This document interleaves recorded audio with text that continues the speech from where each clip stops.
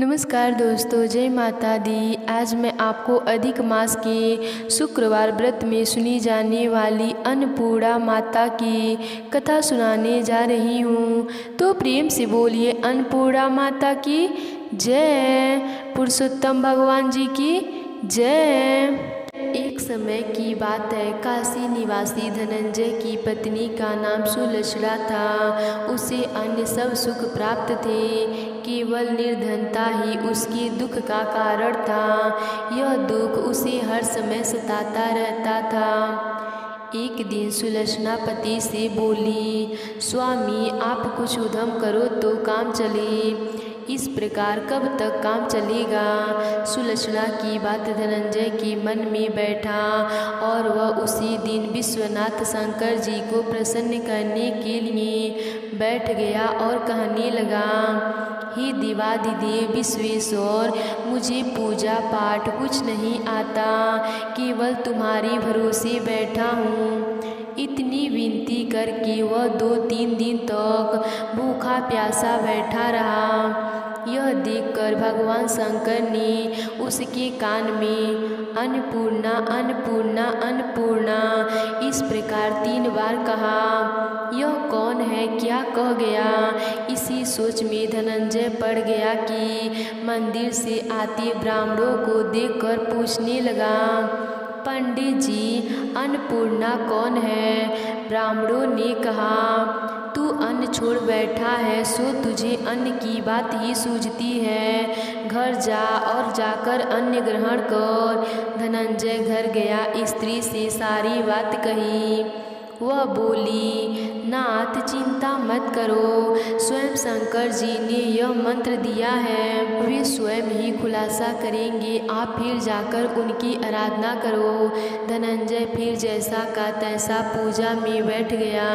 रात्रि में शंकर जी ने आज्ञा दी, कहा तू पूर्व दिशा में चला जा, वहाँ अन्नपूर्णा का नाम जपते जाता और रास्ते में फल खाता, झरनों का पानी पीता जाता। इस प्रकार कितने ही दिनों तक चलता रहा। वहाँ उसे चांदी सी चमकती वन की शोभा देखने में आई, सुंदर सरोवर देखने में आया। उसके किनारे कितनी ही अप्सराएं झुंड बनाई बैठी थी, एक कथा कहती और सब माँ अन्नपूर्णा इस प्रकार बार बार कहती थी। यह अगहन मास की उजेली रात्रि थी और आज से ही व्रत का आरंभ था। जिस शब्द की खोज करने वह निकला था वह उसे वहाँ सुनने को मिला। धनंजय ने उनके पास जाकर पूछा, हे देवियों आप यह क्या करती हो? उन सब ने कहा, हम सब माँ अन्नपूर्णा का व्रत करते हैं। व्रत करने से कई पूजा क्या होती है, यह किसी ने किया भी है, इसे कब किया जाए, कैसा व्रत है, मैं और कैसी विधि है, मुझे भी कहो। वे कहने लगी, इस व्रत को सब कोई कर सकती हैं। 21 दिन तक के लिए 21 गांठ का सूत लेना चाहिए।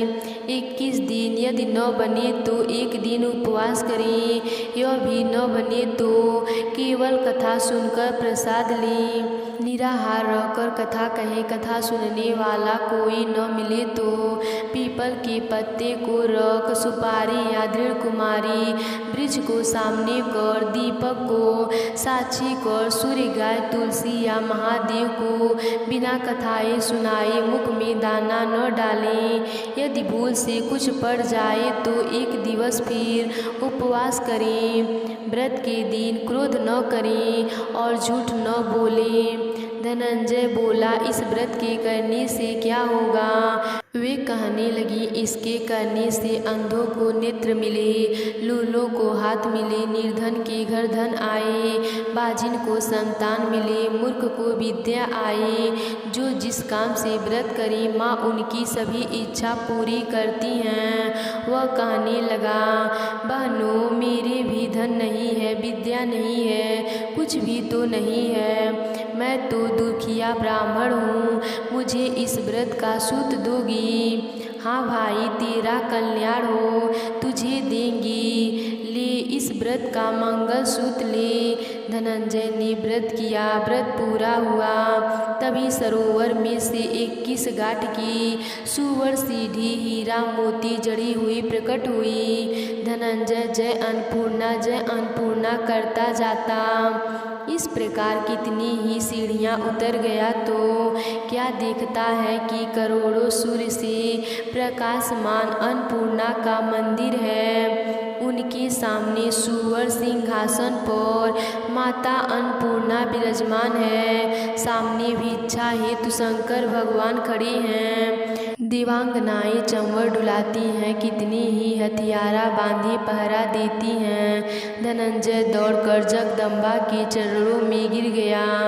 देवी उसकी मन का क्लेश जान गई। धनंजय कहने लगा, माता आप तो अंतर्यामी हो, आपको अपनी दशा का क्या बताऊं। माता बोली, मेरा व्रत किया है, जा संसार तेरा सत्कार करेगा। माता ने धनंजय की जीवा पर बीज मंत्र रख दिया। अब तो उसके रोम रोम में विद्या प्रकट हो गई। इतने में क्या देखता है कि वह काशी विश्वनाथ के मंदिर में खड़ा है। माँ का वरदान ले धनंजय घर आया। सुलक्षणा से सब बात कही। माता जी की कृपा से उसके घर में संपत्ति उमड़ने लगी। छोटा सा घर बहुत बड़ा गिना जाने लगा। जैसे शहद के छत्ते में मक्खियाँ जमा होती हैं, उसी प्रकार अनेक सगे संबंधी आकर उसकी बड़ाई करने लगे।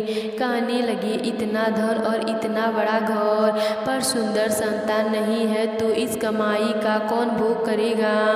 सुलक्षणा से संतान नहीं है, इसीलिए तुम दूसरा विवाह करो। अनिच्छा होते हुए भी धनंजय को दूसरा विवाह करना पड़ा और सती सुलक्षणा को सौत का दुख उठाना पड़ा। इस प्रकार दिन बीतते गए। फिर अगहन मास आया। नए बंधन से बंधे पति ने सुलक्षणा से कहलवाया कि हम व्रत के प्रभाव से सुखी हुए हैं, इस कारण यह व्रत छोड़ना नहीं चाहिए। यह माता जी का प्रताप है जो हम इतने संपन्न और सुखी हैं। सुलक्षणा की बात सुन धनंजय उसके यहाँ आया और व्रत में बैठ गया।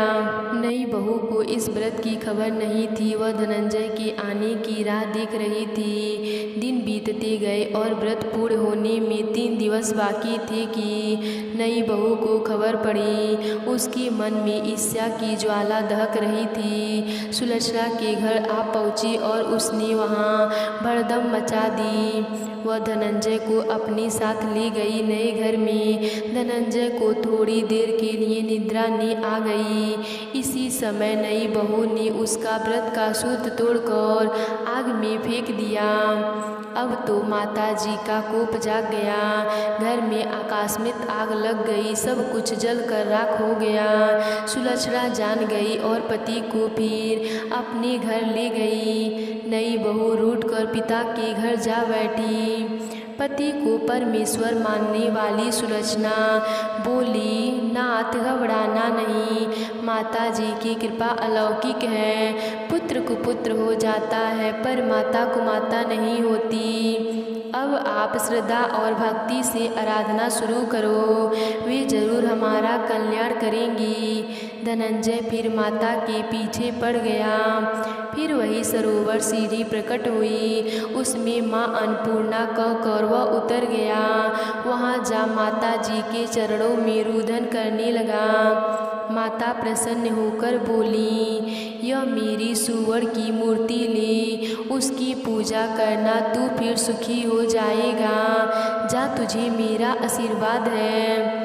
तेरी स्त्री सुलक्षणा ने श्रद्धा से मेरा व्रत किया है, उसे मैंने पुत्र दिया है। धनंजय ने आंखें खोली तो खुद को काशी विश्वनाथ के मंदिर में खड़ा पाया।